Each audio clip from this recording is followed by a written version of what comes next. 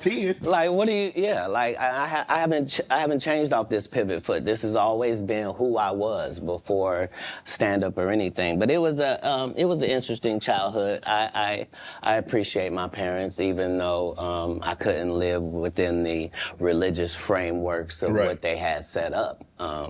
But that was more not wanting to live a double life and not want to embarrass my family. You know what I mean? Because I read where a form of punishment for you is that they would take books, because you mentioned you were such a voracious reader. And a form of punishment it was when they would take the books for them, because you could read fluently. You told me how at like 3 or 4 years old you could read, not just a little child's book, but you could read. Well, I'm saying when we go to Haiti to do missionary work, understand that my mother and my father, nobody that's there with us speaks French. And, it speaks Creole and reads French. So I'm in charge of everything, from the housing to the cars to the gardener. Like I'm saying, so I'm not just reading. I'm reading in multiple languages. Like How old are you at the time? I'm probably reading 3,000 books a year, from the time that I'm 8 years old to the time that I'm 12. No fiction books at all. I'm only reading nonfiction. You could drive. At 12, you received a full scholarship to the National Science Academy in Dayton, Ohio, but you failed, so you would become ineligible. Why did you want to take that opportunity? I didn't see it as an opportunity. When I got in there, all the students were wearing lab coats, and it seemed very confined and restricted, and nobody seemed like they were having fun. It just seemed like everybody was smart.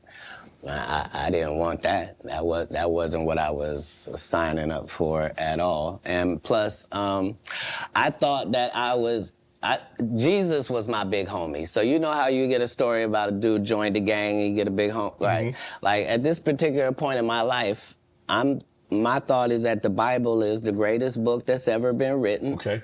That it houses the truth, and that it gives you this story of Jesus, and that I'm supposed to be like him. Okay. So it's already in my head that as soon as I get 13, I'm leaving. You at 13, you don't only like, okay, Mom, I'm moving out. You moved from Ohio to Florida on your own. You weren't afraid? I mean, you like, did you? Hold on. Did you not have? So what were you going to do when you got to Florida? Don't say I wasn't afraid. There's no such thing as a human being of not being afraid. Okay. There are certain human beings that understand that being afraid in no way stops you from doing what you got to do. Okay.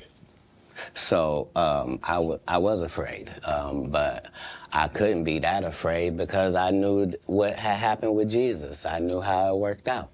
I knew that I wasn't in the wrong with how I was feeling, and I knew that I didn't have any bad intentions in it. Right. So I trusted God that it would work out. Why Florida?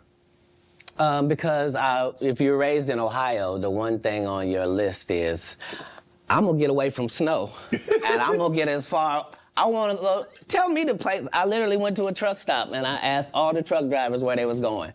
And there was one guy going to California, and there was one guy going to Florida, and they told me how long it was gonna take. And so that's why I ended up in Miami, because... How'd you get there? You caught a bus? No, I just told you. I was at the truck stop. So you hitchhiked? I didn't hitchhike. I got in the back of the dude's 18-wheeler, me and my Rottweiler puppy and my suitcase.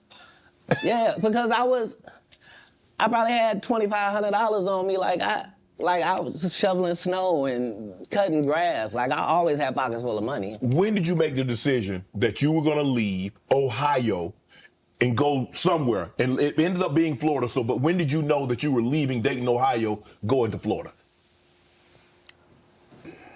And my father and I's last interaction,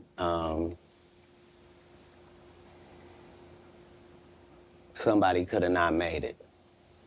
And we both understood that was all bad. What was the disagreement about? If you say that my family is very religious, just say I'm not. So anything that I'm going to do is going to fall out of the guidelines. Right. But I'm not going to let you tell me what I'm going to be. Even especially if what you're saying is wrong. I can't condone wrong. And if I find out that something is wrong and I tell you it's wrong and you don't back me, that's what it is. Even as a young child, you were willing to tell your parents that some of the things that you're saying doesn't coincide with what I've been reading in the Bible. No, very simply. Don't try to disfellowship me for sexual acts and I'm a virgin. Sorry, God don't make mistakes. You don't get 2 times to fuck me over. What do you mean you went to God and he told you I was guilty? You just lied on God. So long. That's it. There's no conversation. Deuces. That's what it was. That's when you made the decision. After that conversation right there, you say, "No, I can't live under this roof." It wasn't a conversation. It was an altercation. In the altercation, I love my father. My father loved me. But we are 2 men at it. It'll never be the same again. You can't sleep comfortably around me. And I can't sleep comfortably around you. How similar are you to your father? I don't know. He's a great man. I'm saying because it seems like y'all butted heads. Right, but I'm saying that generally happens with a father-son dynamic. It was just that religious relationships are always difficult in families. They always are. Before it got to the point, because the dynamic, he's father, you're son. Before that dynamic and you step up on his level and you challenge him, you felt it was best for you to leave. No.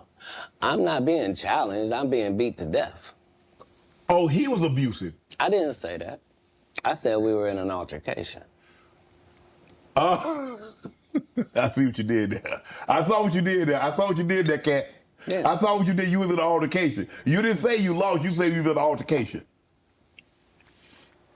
I in no way gave you the impression that I won anything. I'm the one leaving. I'm out of bounds. This is his house. Right. Yeah. So as long as I'm going to be under his roof, there are certain things that I'm going to have to do. Right. And the only way that's going to change is either this or that. And I'm saying I had 2 younger brothers. Like, I'm not an unreasonable person. Like, I don't have any mental issues whatsoever, despite what they lead people to believe. You know, I make pretty good decisions. Were you not... So how was their relationship with your father? Were you not afraid to leave them? Well, I asked because it went all the way to the actual department, so it was actually going to be something. And when I asked them if they could just make sure that my brothers didn't get separated and what have you, they said they couldn't make those type of guarantees, that they weren't really sure what would happen if this went down. And so